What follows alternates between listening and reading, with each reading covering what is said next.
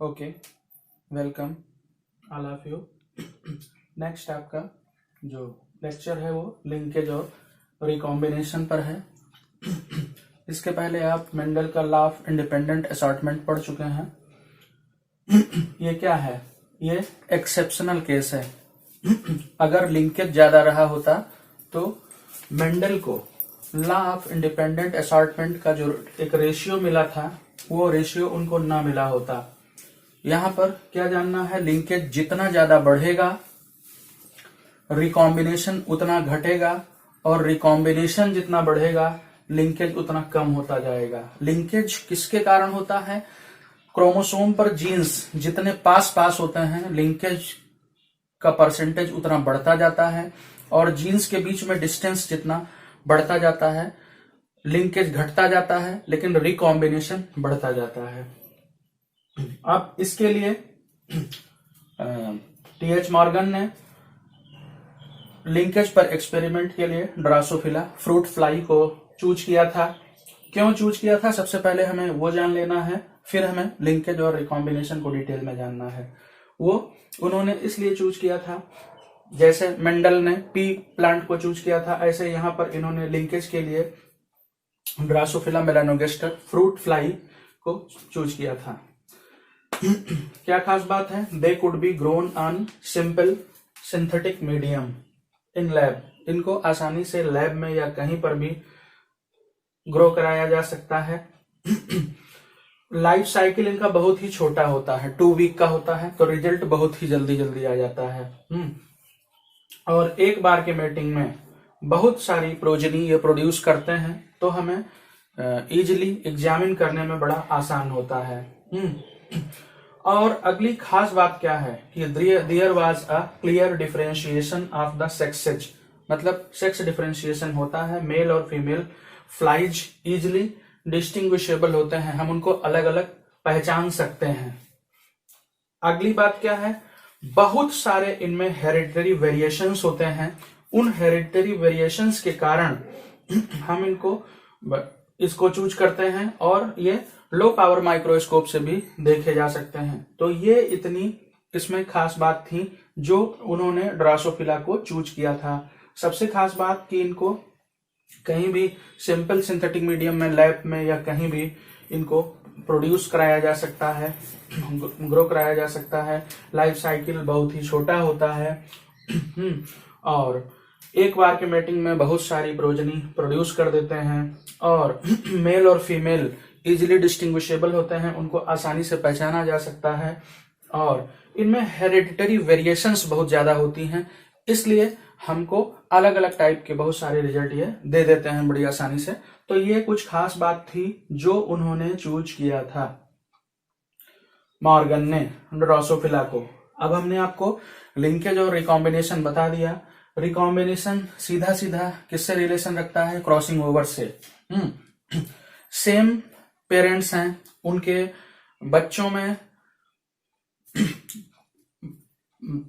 Parents वही हैं, mother और फादर वही हैं, लेकिन बच्चे 4 या 5 हैं, उनमें वेरिएशन देखा जा सकता है। कुछ बच्चे तो बहुत ही हूबहू अपने पेरेंट्स पर ही जाते हैं, वहां किसके कारण? लिंकेज के कारण होता है। और जहां पर किसी का कलर फेयर है, किसी का थोड़ा सा सांवला है, या किसी की हाइट कम ज्यादा है, तो मतलब ये रिलेशन किससे हुआ कि वेरिएशन जो आ रहा है, वेरिएशन का कारण क्या है? रिकॉम्बिनेशन, क्रॉसिंग ओवर, और सिमिलैरिटी जितनी बढ़ रही है किसके कारण है? लिंकेज के कारण है। तो मैंने आपको शुरू में ही बता दिया और पहले ही बताया था कि जो उनको लॉ ऑफ इंडिपेंडेंट असॉर्टमेंट का जो रेशियो मिल गया था, वो रेशियो इसीलिए मिल गया था क्योंकि वहां पर लिंकेज नहीं था, रिकॉम्बिनेशन ज्यादा था। और ये क्या है? एक्सेप्शन है। लिंकेज जो है लॉ ऑफ इंडिपेंडेंट असॉर्टमेंट का एक्सेप्शन है।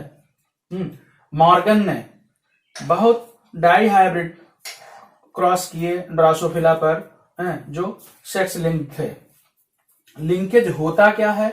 The physical association of genes, the physical association of genes on chromosome is called linkage. उसको लिंकेज कहते हैं। फिर रिकॉम्बिनेशन किसको कहते हैं? अगली बार देखिए, the generation of non parental gene combinations. ऐसे करेक्टर जो नए आ रहे हैं, दूसरे पेरेंट से आ रहे हैं, मतलब जिनसे कोई संबंध नहीं है। The generation of non parental gene combinations arising from crossing over के कारण, बता चुका हूं, between non homologous chromosome is called recombination. ठीक। Morgan and his group found that when genes are grouped on same chromosome some genes are tightly linked.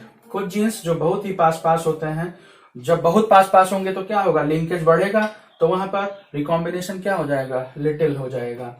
अगली बात, when the genes are loosely linked, और अगर jeans दूर दूर होंगे या loose, तो क्या करेंगे, वहां पर रिकॉम्बिनेशन बढ़ेगा। तो जब अगर रिकॉम्बिनेशन बढ़ेगा तो क्या होगा, लिंकेज कम होगा।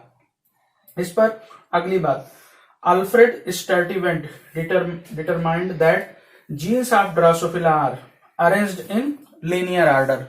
कैसे लगे होते हैं, लीनियर आर्डर में लगे होते हैं क्रोमोसोम पर। He measured the distance between genes and prepared chromosomal map. उन्होंने उस पर स्टडी करके पूरा क्रोमोसोमल मैप डेवलप कर दिया। With the position of genes on chromosome based on percentage of recombinants, these are also called genetic maps. वो जो पूरा डिस्टेंस और वो बता दिया, उसी को क्या कहा गया, जेनेटिक मैप्स कहा गया। The genes which show linkage situated in same chromosome and remain bounded by chromosomal material, so they cannot be separated during the process of inheritance. The degree or strength of linkage depends upon distance between linked genes in the chromosomes. Closely located genes show strong linkage. बता चुका हूं कि chromosome पर jeans जितने पास पास होंगे उतना linkage बढ़ेगा, linkage जितना बढ़ेगा तो क्या होगा, रिकॉम्बिनेशन उतना ही घटेगा। तो ये क्या होता है, लिंकेज का रिलेशन किससे है, होमोलॉगस क्रोमोसोम से, और रिकॉम्बिनेशन का किससे है, नॉन होमोलॉगस क्रोमोसोम से। तो दोनों एक दूसरे के अलग, मतलब अगर लिंकेज बढ़ रहा है, जीन्स पास पास है, लिंकेज बढ़ रहा है तो रिकॉम्बिनेशन घट रहा है। जीन्स दूर दूर है, रिकॉम्बिनेशन बढ़ रहा है तो क्या है, लिंकेज घट रहा है। एक बढ़ेगा तो एक घटेगा।